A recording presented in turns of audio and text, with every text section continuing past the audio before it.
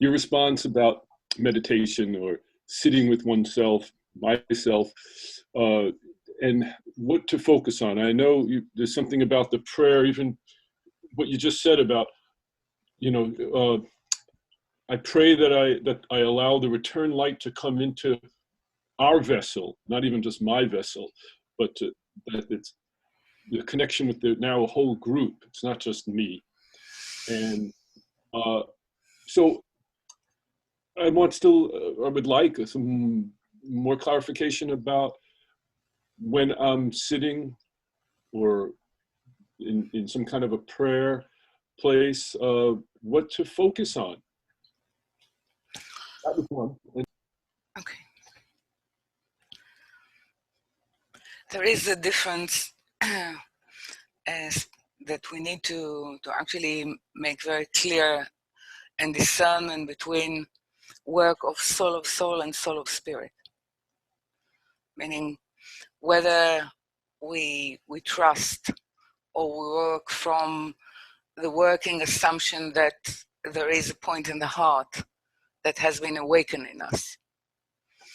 So first, you don't have to sit, you can walk. It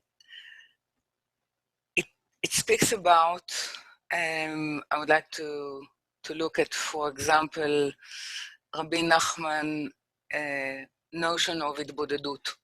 You know Rabbi Nahman Hidbodedut. Okay.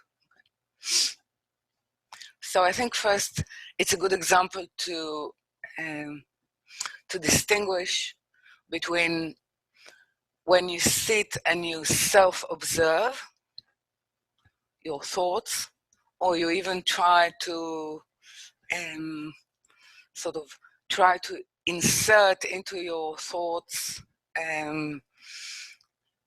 qualities like forgiveness or acceptance, or being able to accept others, which is to do as well with forgiveness.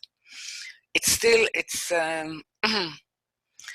a cycle that relies on what is happening and the limitation of your consciousness. Nothing breaks it out. You understand that? Even if you think about all humanity, it's still under the constriction of the will to receive to oneself. So you might benefit from knowing knowing the mechanism of the will to receive to oneself better, in a way that it causing you suffering, or in the way that it causing you inability to achieve that which you desire. But you're still dealing with yourself in different point of pressure in the same space of self. Is it clear what I'm saying? You're not able actually to connect to something which is beyond and above the space and the multiple space even of the will to receive to oneself. Even if you have a very good intention of wishing to do good, it will always fall under wishing to do good for oneself. The Zohar is saying it clearly and plainly. All grace that they are doing, he's speaking about those who study Torah, you understand? Meaning that they're dealing with the light. All they are doing is actually for themselves. So sitting quietly and looking at oneself can give you an intelligence according to how your ego is activated, working, where it's causing you suffering, how you can sometimes overcome it, but you're still in the area of for yourself. So it is mediating maybe between your lower self and the higher self, still in space of the self, or for myself. Okay. So how do you break it? This is the question. Now, first, you have to know that this is what you're doing. If, especially our generation, because everyone feels very good after sitting with oneself and having some quiet, or having some stillness, and having some joy of breathing, and definitely managing maybe to forgive oneself and someone else, and not to carry this burden of hate and resentment. Okay? But it is still in the same, one can say, prison, but with a better view. Okay. So what I'm saying to you now is not just that I'm trying to make the differentiation, is that I need to see the differentiation and to call spade a spade, mainly to call it that even if I'm flying to the edge of this space, I'm still locked and imprisoned by this space of self. And if I'm not fed up with it, and I will not say to myself, but I cannot actually feel anything that is beyond that, even if it feels to me to be vast, I did not start the work. So your first meditation is to be fed up with meditating on oneself. It's a state.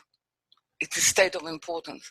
So now, when we go into, let's say, the suggestion of Rabbi Nahman of Hidbodedut, there are some more, let's say,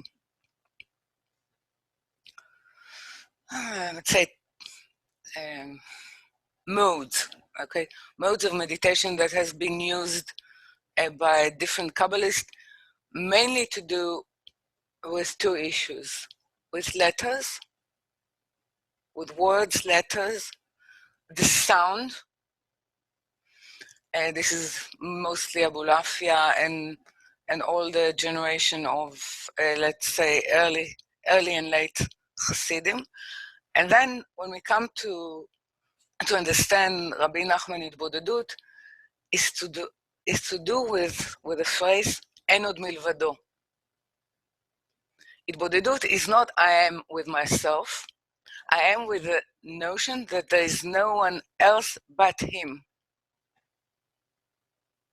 And how I sort of how I make holes, anyway, even if they are very tiny, in the bubble of the self. It's not there's none but me, there's none but him outside. So as I walk or as I see, it's what in every minute details I have to contemplate, which is different than meditate. Because contemplate is actually coming into a new fabric, or a new constitution, a new mold of perception. Is you contemplate how everything that you might feel or you want is not to do with the self, is to do with the recognition that you have nothing of yourself and everything is from him. So this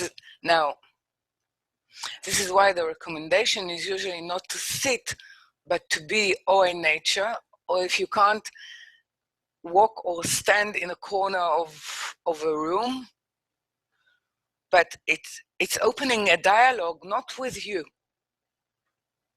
It's opening a dialogue with something that is outside of you, that you wish that will enter you at some point. So it's a different state. Okay, it's a different state, and this is why it's more, or the name of it, or the title of it, would be more to do with contemplation, than of the title meditation, which is to do more with the medical part or mediating part. Because from inside the self space, you can mediate between different states of yourself or cause some relief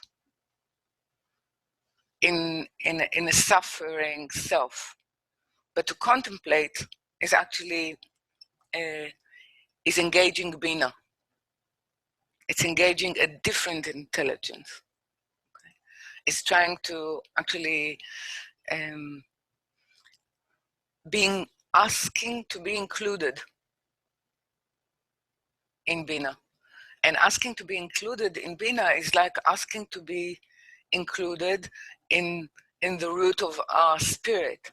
And the root of our spirit is being included in Shekhinah, meaning in a group of spirit or in the body of spirit, which is never self alone.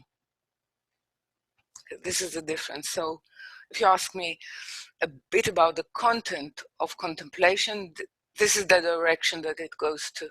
Okay, is it clear?